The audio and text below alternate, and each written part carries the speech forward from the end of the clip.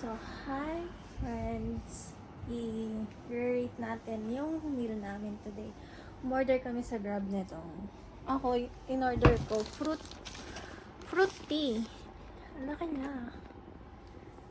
For only 135 baht. Actually, mura na siya sa 135 baht. And, ito naman yung isa. Peach tea for only 95 baht. So, taste test natin ang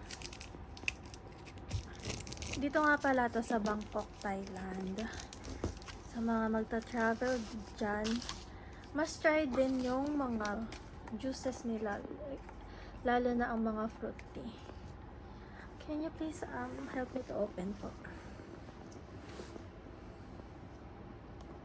Hindi dyan, I'll open. There. Okay, thank you. So, tikman natin.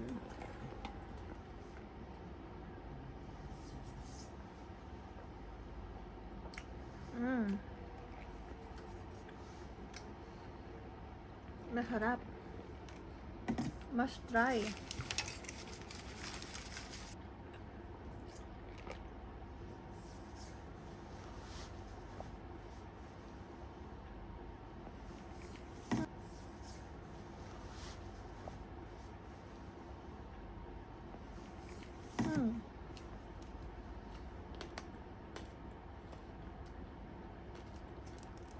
Malalasahan nyo talaga yung fresh ng tree yung fresh ng fruits niya, at saka pati yung mga pulps nandyan. Siguro kung gusto nyo maging healthy, huwag nyo na lang din lagyan ng sugar.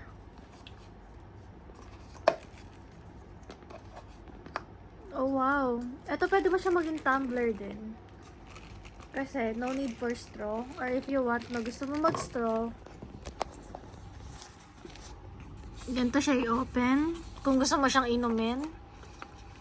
And then, kung i-straw naman, ipupull mo to, I guess.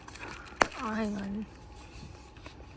Yeah, ipupull mo siya, pero, mahirap siya i-pull. So, taste test. So far, okay lang siya. Pero the best peach tea na natikman ko is yung sa Vietnam. Sa Thailand. So, i-review natin yung McDonald's dito sa Thailand. So, kukunin ko muna siya sa baba. Ayun.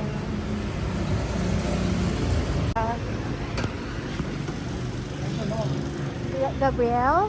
I don't know. McDonald's.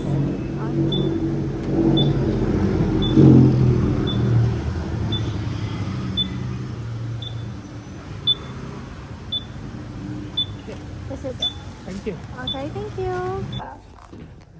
Babalik ako sa inyo para buksan to at i-review natin siya kung anong lasa ng McDo dito sa Thailand. So, I'm back. Wait lang. Ito nga pala yung mga in-order namin sa McDo.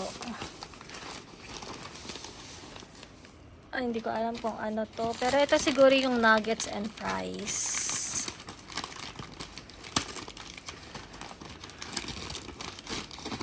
Hindi. Ito ang cheeseburger. Teka lang. Ang hirap gamitin ng isang kamay. Ito ang cheeseburger. Double cheeseburger in order ko. Kasi parang gusto ko ng gusto ko ng mga ngayon, meat. Kasi nabasa. Kasi parang nagka-crave ako sa protein or meat. So, ito yung nuggets nila.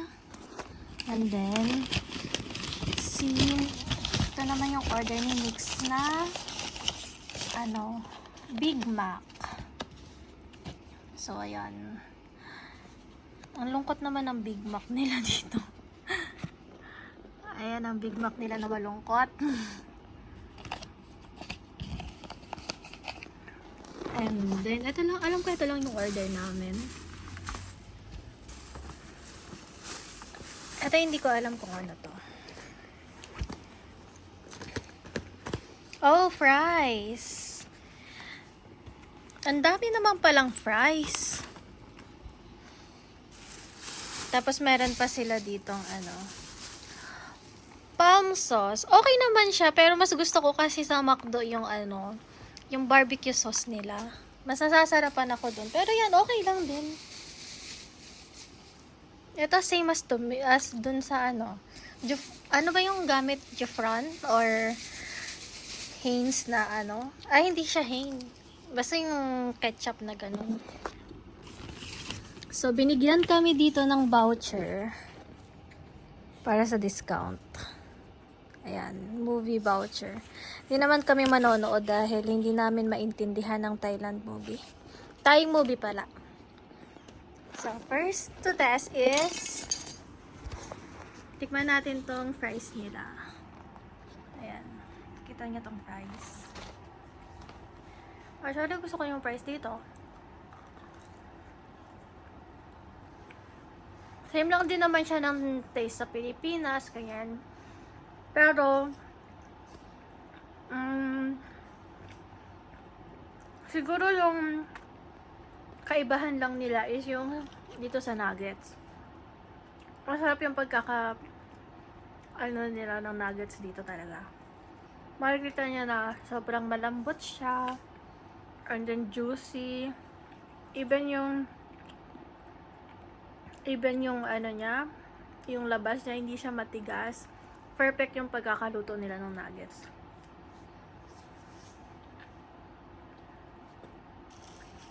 Pagdating naman sa dito sa cheeseburger.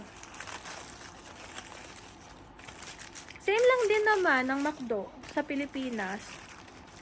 Yun nga lang siguro, mas generous sila magbigay ng meat.